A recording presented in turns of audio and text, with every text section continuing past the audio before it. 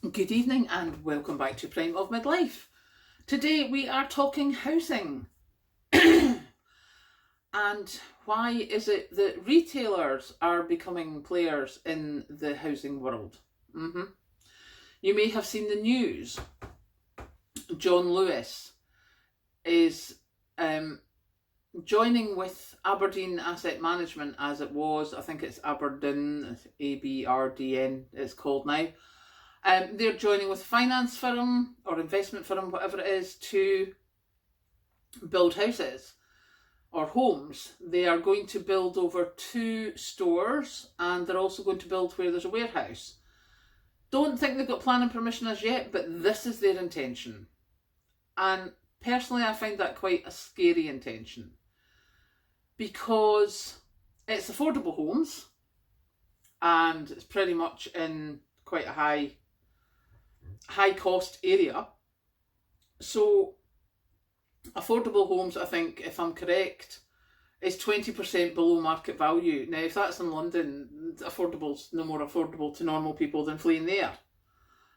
Your couple that work in Tesco, that both work in Tesco, are never going to manage to afford an affordable home in London. Let's be honest. But what worries me more is we've just had the whole thing about landlords and tenants and mould and substandard housing, lack of housing in lack of social housing in government areas or council areas, people objecting to housing because not in my backyard, or because they want to build in a green belt because that's where the money is for the developers. And be under no illusion, the developers are only there to make money. Now, I can tell you this because so sorry. Locally, we've had a lot of houses built. As I've said, we've had, I think, about 1,000 houses built in the last few years. And it was split up into a conglomerate so that they could reduce the number of affordable houses that had to be built. And part of their Section 75, which is conditions that must be met for them to build more houses, was a grade separated junction. I think I've talked about this before. There has just been a report out, it's in the Daily Record if you want to look, that planning permission was refused for this scaled down version of the grade separated junction that they wanted to do. Now, the developers were told, and remember this is only one part of the developers, they were told that they could only build 380 something houses before they had to build a grade separated junction. They've built 320 something. And at that point they have said, oh well, actually this grade separated junction that you want in the next 60 houses, we don't want to do that. We want to reduce it down and make it just an off slip. And the council, thankfully, have said no. Your Section 75 said grade separated junction. You don't get to change it and minimise it. And the developers have said, oh well, we won't be building any more houses. That's how easy that was. They didn't get their way, so now they're digging in their heels and saying to the council, we're not building any more houses. Now, I have to say, for the local council, that may be like, oh my goodness, but we need more housing. For the local community, they're probably cheering, because most of the houses are executive luxury 4-bed developments.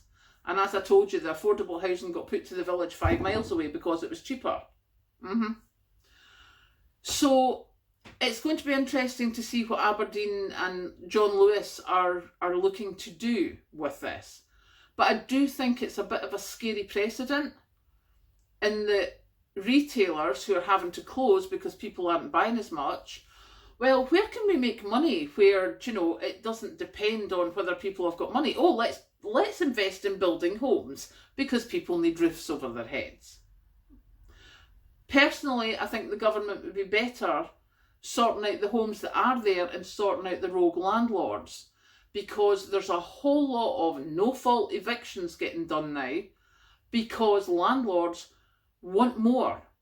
Because their mortgage rates have gone up, they're like, instead of your £500 a month now, it's going to go up to 800.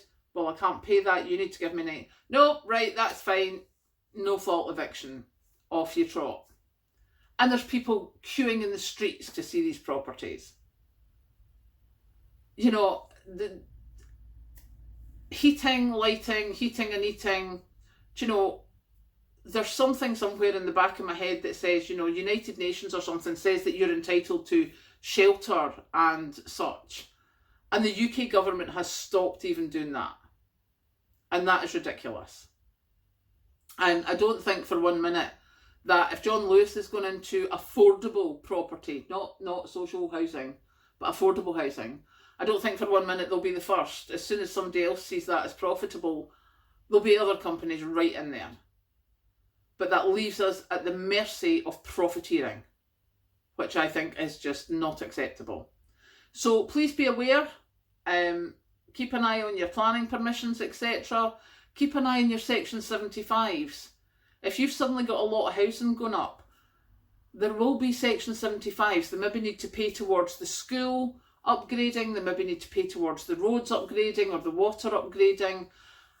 And if it's maybe a 10-year development plan, I'll guarantee you within 5 years they'll start pulling back on these guarantees, on these conditions that were set. So yeah, it might be worth looking at your local planning department for the big developments and just checking what they try to change, because I know here they did a couple of private meetings to change them. This one, for the grade separated junction reduction, they had to put in planning permission, and I'm so pleased that the council said no. So yes, that's my thing about today. What is happening in the world when retailers are now thinking the best place for them to go is properties and affordable housing. How long is it going to be affordable for? Now, I shall go have a quiet Friday night, and I will catch you later.